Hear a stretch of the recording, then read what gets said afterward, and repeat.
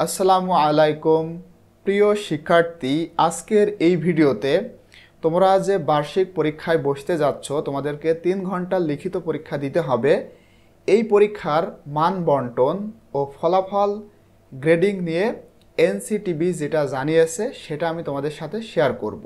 তো এখানে দেখো বলা হচ্ছে, শিক্ষা প্রতিষ্ঠানগুলো নিজস্ব তত্ত্বাবধানে শিক্ষকদের দ্বারা শিক্ষণকালীন মূল্যায়ন কার্যক্রম পরিচালনা এবং প্রদত্ত প্রশ্নপত্রের নমুনা অনুসরণ করে বার্ষিক পরীক্ষায় প্রশ্নপত্র প্রণয়ন করবেন।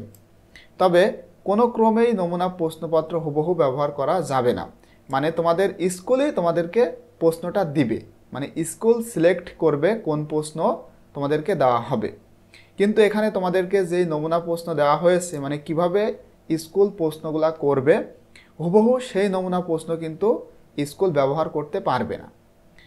প্রণীত প্রশ্নের সাহায্যে নিজ নিজ শিক্ষা প্রতিষ্ঠানের শিক্ষার্থীদের 2024 শিক্ষাবর্ষের বার্ষিক পরীক্ষা গ্রহণ করবেন। তো এবং এই পরীক্ষা তোমাদের দেখো প্রতিটি বিষয়ের মূল্যায়ন কার্যক্রমের মোট নম্বর হবে 100। এর মধ্যে শিক্ষণকালীন মূল্যায়নের গুরুত্ব হবে 30% এবং পরীক্ষার গুরুত্ব হবে 70%।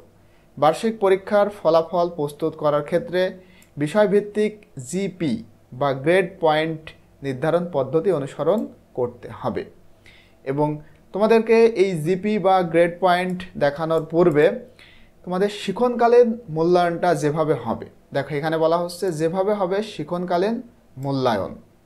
প্রতিটি বিষয়ের পাঠ্যপুস্তকে নির্দেশিত একক কাজ, জোড়ার কাজ, পোস্টার প্রেজেন্টেশন সহ যাবতীয় কার্যক্রম শিক্ষণকালীন মূল্যায়ন আইটেম হিসেবে বিবেচিত হবে। তার মানে তোমাদের এই যে শিক্ষণকালীন মূল্যায়ন, এখানে থাকবে একক কাজ, জোড়ার কাজ, পোস্টার প্রেজেন্টেশন, এই সব মূল্যায়ন আইটেমই মূলত শিক্ষণকালীন মূল্যায়ন হিসেবে বিবেচিত হবে। শিক্ষণকালীন মূল্যায়ন পরিচালনার জন্য বিষয়ভিত্তিক নির্দেশনাগুলো যথাযথভাবে অনুসরণ করতে হবে। তো এইটা হলো তোমাদের শিক্ষণকালীন মূল্যায়ন। এবারে যেভাবে তোমাদের বার্ষিক পরীক্ষা দেওয়া হবে আমরা একটু সেটা জানব। দেখো যেভাবে হবে বার্ষিক পরীক্ষা সংক্ষিপ্ত পাঠ্যসূচি অনুযায়ী প্রতিটি বিষয়ের 100 নম্বরের লিখিত পরীক্ষার মাধ্যমে অনুষ্ঠিত হবে। তার মানে প্রতিটা সাবজেক্টের জন্য তোমাদের 100 নম্বরের লিখিত পরীক্ষা দিতে হবে। লিখিত পরীক্ষার মোট সময় হবে 3 ঘন্টা। লিখিত পরীক্ষার প্রশ্নপত্র প্রণয়নের নির্দেশিকা, প্রশ্নের কাঠামো, মানবন্টন, বিষয়ভিত্তিক নির্দেশনায় বিস্তারিত দেওয়া আছে এবং এইগুলা আমি অবশ্যই ইনশাল্লাহ তোমাদের সাথে শেয়ার করব যে আসলে প্রশ্নপত্র কেমন হবে এবং প্রশ্নের কাঠামো, মানবন্টন এবং বিষয়ভিত্তিক নির্দেশনা এই বিস্তারিত দেওয়া হয়েছে। আমি সেইগুলো নিয়ে ইনশাল্লাহ তোমাদের সাথে ভিডিও শেয়ার করব এবং এই বিষয়ভিত্তিক নির্দেশনায় প্রদত্ত নমুনা প্রশ্নপত্র দেওয়া আছে।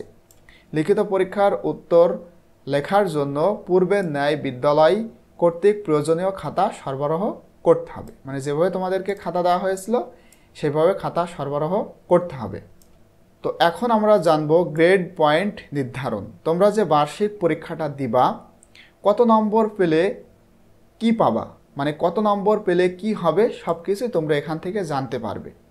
দেখো শ্রেণী উত্তোলনের জন্য 6ষ্ঠ থেকে 9ম শ্রেণীর শিক্ষার্থীদের বার্ষিক ফলাফল প্রস্তুত করার ক্ষেত্রে প্রতিটি বিষয়ের মোট নম্বর হবে 100। এই 100 নম্বরের মধ্যে ধারাবাহিক বা শিক্ষণকালীন মূল্যায়নের গুরুত্ব হবে 30% এবং লিখিত বার্ষিক পরীক্ষার গুরুত্ব হবে 70%। যেহেতু প্রত্যেক বিষয়ে ধারাবাহিক বা শিক্ষণকালীন মূল্যায়নের জন্য বরাদ্দকৃত মোট নম্বর 30 এবং লিখিত পরীক্ষার জন্য বরাদ্দকৃত মোট নম্বর 100, সেহেতু একজন শিক্ষার্থীর একটি বিষয়ের বার্ষিক ফলাফল প্রস্তুত করার ক্ষেত্রে ওই বিষয়ের ধারাবাহিক বা শিক্ষণকালীন মূল্যায়নে তার প্রাপ্ত নম্বরের সঙ্গে লিখিত বার্ষিক পরীক্ষায় প্রাপ্ত নম্বরের 70% যোগ করে ওই বিষয়ের বার্ষিক ফলাফল বা গ্রেড নির্ধারণ বা নির্ণয় করতে হবে। ঠিক আছে, এরপরে দেখো আমরা জানব বার্ষিক পরীক্ষার মান বন্টন ও ফলাফল গ্রেডিং নিয়ে, মানে এনসিটিবি যা জানিয়েছে সেইটা। তো এখানে দেখো গ্রেডিং, কোনো বিষয়ে মূল্যায়নে মোট 80 থেকে 100 নম্বর পেলে সেখানে ধরা হবে এ প্লাস বা 5 পয়েন্ট। 70 থেকে যদি কেউ 79 নম্বর পায় সেক্ষেত্রে এ ধরা হবে বা 4 পয়েন্ট, যেটাকে বলা হয় 4 পয়েন্ট। আবার 60 থেকে কেউ যদি 69 নম্বর পায় সেখানে ধরা হবে এ মাইনাস, এই যে এ মাইনাস বা 3.5 পয়েন্ট অর্থাৎ 3.5 পয়েন্ট। আবার কেউ যদি 50 থেকে 59 নম্বর পায় সেখানে ধরা হবে বি অর্থাৎ 3 পয়েন্ট। আবার 40 থেকে 49 নম্বর পেলে সেখানে ধরা হবে সি এবং সেটা হলো 2 পয়েন্ট। আবার কেউ যদি 33 থেকে 39 পায় সেটা ধরা হবে ডি, এটাই মূলত পাস, 33-এ পাস, 33 থেকে 39 পেলে ডি বা 1 পয়েন্ট, ঠিক আছে। আবার কেউ যদি একেবারে 0 থেকে 32 পায় মানে 33-এর কম পায় সেক্ষেত্রে এফ বা 0 পয়েন্ট পাবে শিক্ষার্থীরা, তার মানে তারা ফেল করবে। সুতরাং অবশ্যই তোমাদের কিন্তু ভালোভাবে পড়াশোনা করতে হবে। এখন কিন্তু আর সেইভাবে তোমাদের ত্রিভুজ, বৃত্ত, চতুর্ভুজ দেওয়া হবে না, তোমাদেরকে এইভাবে গ্রেডিং পয়েন্ট দেওয়া হবে। পরের শ্রেণীতে প্রমোশন যেভাবে হবে, মানে তোমরা এখন মনে করো ক্লাস 9-এ রয়েছো, তো 9 থেকে যখন তোমরা 10-এ উঠবা কিভাবে এই প্রমোশনটা হবে। আবার যারা 8-এ আছে তারা কিভাবে 9-এ উঠবে, আবার যারা 7-এ রয়েছে তারা কিভাবে 8-এ উঠবে, আবার যারা 6-এ রয়েছে তারা কিভাবে 7-এ উঠবে।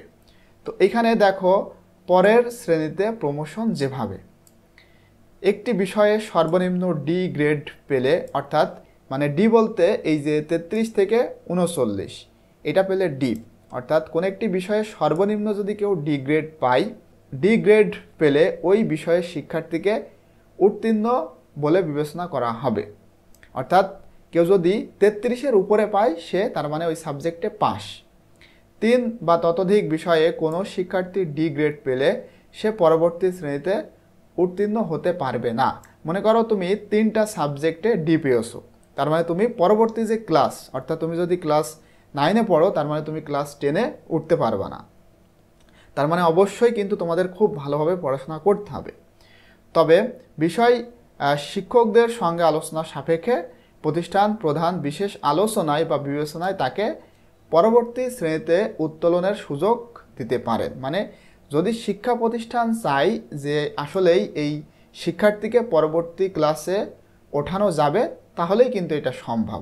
বিশেষ বিবেচনায় প্রতিটি বিষয় শুধু 2024 শিক্ষাবর্ষের জন্য বিবেচ্য হবে, ঠিক আছে। তো এইগুলা কিন্তু তোমরা এখান থেকে আজকে অনেক কিছুই জানতে পারলে, সুতরাং অবশ্যই তোমাদের খুবই ভালোভাবে পড়তে হবে।